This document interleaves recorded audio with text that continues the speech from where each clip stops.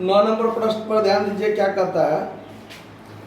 31 मार्च 2019 को समाप्त होने वाले वर्ष का मैत्री क्लब का प्राप्ति भुगतान खाता 25,000 चंदा से प्राप्त राशि दिखाता है।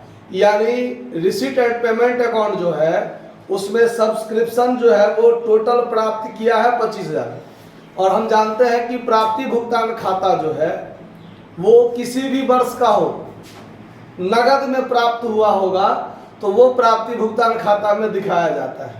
तो प्राप्ति भुगतान खाता दिखाता है कि हमने चंदा 25,000 प्राप्त किया। क्लियर।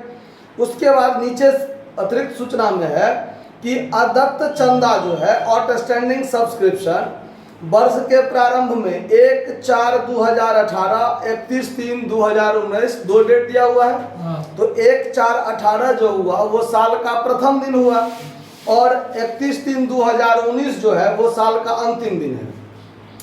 तो अगर आउटस्टैंडिंग सब्सक्रिप्शन वर्ष के प्रारंभ में है तो ये पिछले वर्ष का होगा। किस वर्ष का होगा? क्योंकि समय बीत गया है, अभी तक प्राप्त नहीं हुआ है, तो ये पिछले वर्ष का है। तो इस वर्ष वो प्राप्त हुआ होगा, क्योंकि पहले पिछला प्राप्त होता है तब अगला प्राप्त होता है, इसीलिए। और आउटस्टैंडिंग सब्सक्रिप्शन साल के अंत में है, मतलब अभी तक वो क्या है? बाकी है। अभी तक क्या है? बाकी है। तो ये होगा वर्तमान वर्ष का। आया बात समझ में? तो इसको क्या कर लेंगे हम लोग? जोड़ लेंगे। क्यों? तो आय व्यय खाता में नगद हो या उधार वर्तमान वर्ष का होना चाहिए, जुटता है। अग्रिम प्राप्त चंदा साल के प्रथम दिन, तो ये वर्तमान वर्ष का एडवांस होगा जो पिछले ही साल मिला होगा, है ना, इसीलिए प्रारंभ में है ये।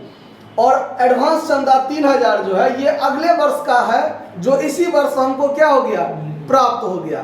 तो इसको हम लोग क्या करेंगे? घटा लेंगे। फिर आगे कहता है कि 18-19 वर्ष के दौरान ये चंदे की राशि को हम लोग कैसे आय व्यय खाता में कैसे दिखाएंगे और बैलेंस शीट में कैसे दिखाएंगे, बताइए। तो देखिए, सबसे पहले हम करेंगे काम calculation of subscription for current year 2018-19। ठीक है, यहां पर फॉर्मेट खींच लिए, ये हमारा पार्टिकुलर अमाउंट। हम यहां लिखेंगे सबसे पहले subscription received during the year 2018-19, पूरे वर्ष के दौरान हमने कितना प्राप्त किया है? 25,000। ये आपको रिसीट्स एंड पेमेंट अकाउंट के अनुसार आपको लिखना है यहाँ पर। ठीक है, अब इसमें हमको कुछ बात ऐड करना होगा और कुछ बात लेस करना होगा ना। देखिए, अब है कि आउटस्टैंडिंग सब्सक्रिप्शन प्रारंभ में, तो ये क्या होगा? घटेगा, पिछले वर्ष का बाकी होगा, तो ये लेस में लिखेंगे आउटस्टैंडिंग सब्सक्रिप्शन 1/4/2018 को। तो ये प्रारंभ वाला है, 5,000 रुपया क्या हो जाएगा? माइनस में। फिर है साल के अंत में बकाया, तो ये वर्तमान वर्ष का बकाया होगा, जोड़ लेंगे। एक नंबर में आउटस्टैंडिंग सब्सक्रिप्शन 31/3/2019 कितना रुपया? 3,500, इसको जोड़ लेंगे।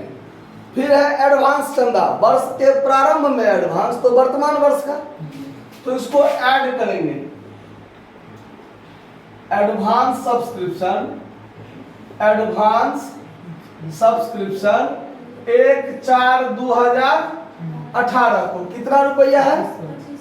2500। तो ये 2500 ऐड होगा, और अंत में एडवांस है, क्या है? अंत में एडवांस सब्सक्रिप्शन 31/3/2019 को कितना रुपया है? 3,000। तो ये 3,000 क्या होगा? घट जाएगा। आया समझ में बात? अब इस टोटल को जोड़िए, तो ये हुआ 3 2 5 1 6, 25 और 6 मिला के 31,000। 31,000 में से 8,000 घटेगा, तो यहाँ क्या बचेगा? 23,000।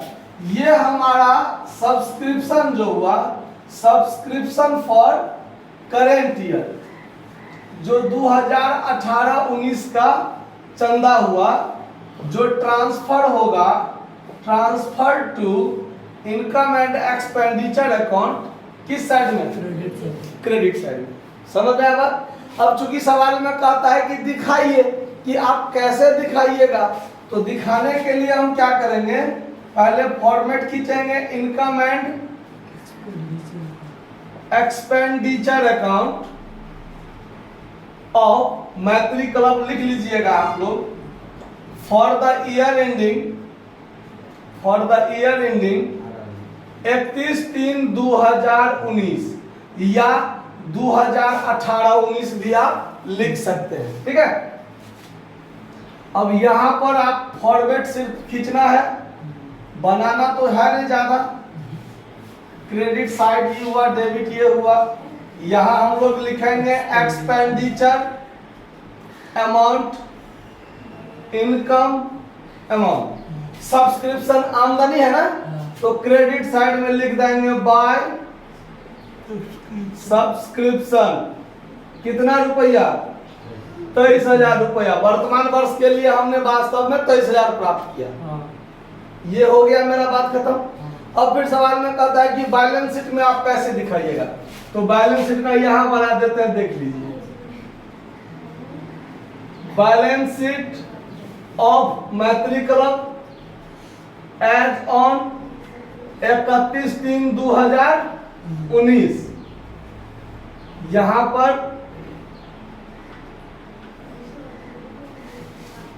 ये हो गया लायबिलिटी साइड अमाउंट, ये एसेट साइड अमाउंट।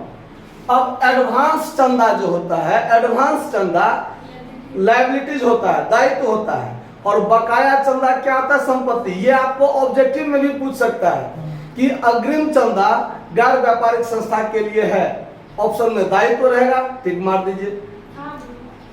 ठीक है, दायित्व में मार देंगे।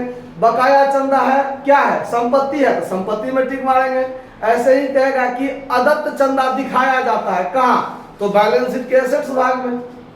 ठीक है, एडवांस चंदा दिखाया जाता है तो लायबिलिटी साइड में, बैलेंस शीट के लायबिलिटी साइड में। कोई दिक्कत नहीं ना?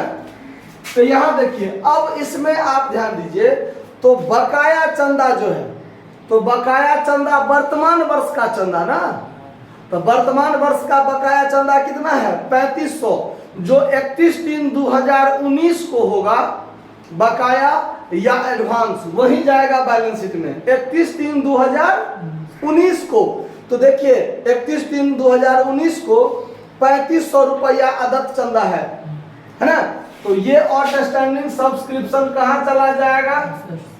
एसेट्स साइड में 3500, और 31/3/2019 को एडवांस चंदा कितना है? 3000, तो ये चला जाएगा कहां? लायबिलिटी साइड में। एडवांस सब्सक्रिप्शन कितना? 3000। ये आपका बनकर क्या हो गया? तैयार हो गया। कहीं कोई दिक्कत है सवाल समझने में? नोट कर लिया जाए। धन्यवाद।